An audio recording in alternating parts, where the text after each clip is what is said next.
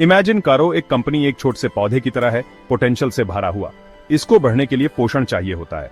जैसे हमें खाने की जरूरत होती है, वैसे ही कंपनीज को पैसे की जरूरत होती है, जिसको कैपिटल भी कहते हैं।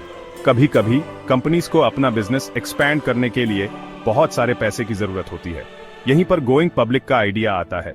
गोइंग पब्लिक का मतलब है कि कंपनी अपने हिस्से बेच रही है पब्लिक को। ये ऐसा है जैसे एक केक के पीसेस बांटना।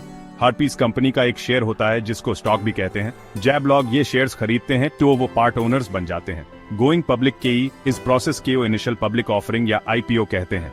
किसी भी कंपनी के लिए ये बहुत बड़ा डिसीजन होता है। ये ऐसा है जैसे अपॉर्चुनिटीज और चैलेंजेस की एक नई दुनिया के दरवाजे खोलना।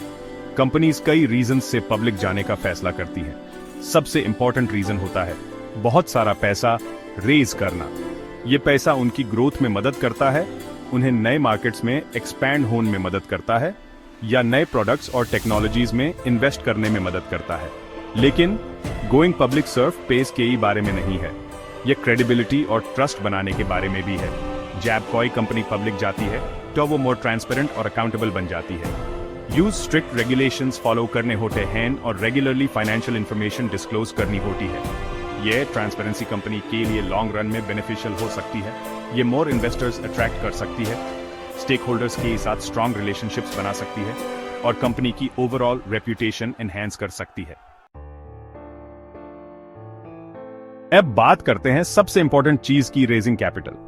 सोचो, एक कंपनी नई शॉप्स खोलना चाहती है, एक्साइटिंग प्रोडक्ट्स लॉन्च करना चाहती है, या नए कंट्रीज में एक्सपैंड करना चाहती है। इन सभी ड्रीम्स के लिए एक इंपॉर्टेंट चीज चाहिए होती है, पैसा। आईपीओ एक बड़े मैग्नेट का ही तरह काम करता है, जो इस मच नीडेड मनी को अट्रैक्ट करता है। जब लोग किसी आईपीओ में इन्वेस्ट करते हैं तो वो एसेंशियली कंपनी को ग्रो होने के लिए पैसे दे रहे होते हैं। पेस का ये इन्फ्लक्स गेम चेंजर हो सकता है, जो एक्सपेंशन प्लान्स को फ्यूल देता है और ड्रीम्स को रियलिटी में बदल देता है। इमेजिन करो, कंपनी एक कार की तरह है, कैपिटल उस फ्यूल की तरह है जो उसे आगे और तेजी से ले जाता है। आईपीओ उस फ्यूल इंजेक्शन की तरह होता है जो कंपनी को उसके गोल्स की तरफ ले जाता है। इसके अलावा ये कैपिटल कोई लोन नहीं है, कंपनी को इससे इंटरेस्ट के साथ वापस नहीं चुकाना होता है। ये पब्लिक के ये इन्वेस्टमेंट है जो कंपनी के पोटेंशियल में बिलीव करते हैं और उसकी सक्सेस स्टोरी का पार्ट बनना चाहते हैं। आईपीओ के थ्रू कैपिटल के ये एक्सेस बहुत बड़ा एडवांटेज हो सकता है, खासकर ट्रेडिशनल बैंक लोन्स के मुकाबले, जो अक्सर हाई इंटरेस्ट रेट्स और स्ट्रिंजेंट रिपेमेंट टर्म्स के साथ आते हैं।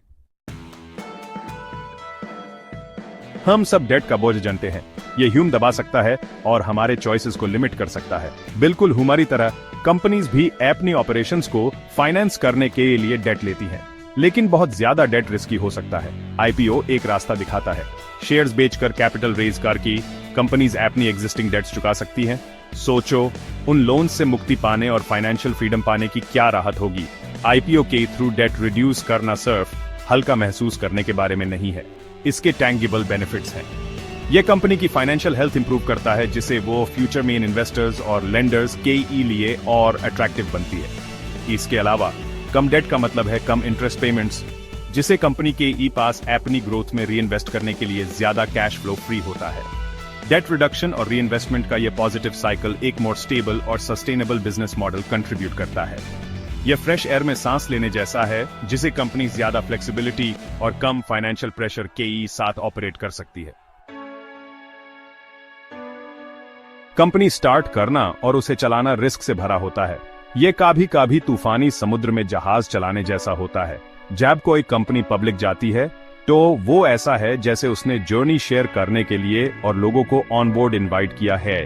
हर शेयर होल्डर एक पार्ट ओनर बन जाता है, रिस्क्स और रिवॉर्ड्स दोनों को शेयर करता है। अगर कंपनी अच्छा परफॉर्म करती है तो उनके शेयर्स की वैल्यू भी आज जाती है, लेकिन अगर कंपनी टफ टाइम्स फेस करती है तो उनके शेयर्स की वैल्यू कम हो सकती है। रिस्क का ये शेयरिंग आईपीओ का एक इंपॉर्टेंट एस्पेक्ट है। यह रिस्पॉन्सिबिलिटी को स्प्रेड करता है, किसी एक पर्सन या एंटिटी को सारा भार उठाने से रोकता है। इसके अलावा यह shared ownership structure diverse perspectives और एक्सपर्टीज ला सकता है। शेयर होल्डर्स के कंपनी की सक्सेस में वेस्टेड इंटरेस्ट होता है और वो वैल्यूएबल इनसाइट्स और कनेक्शंस कंट्रीब्यूट कर सकते हैं।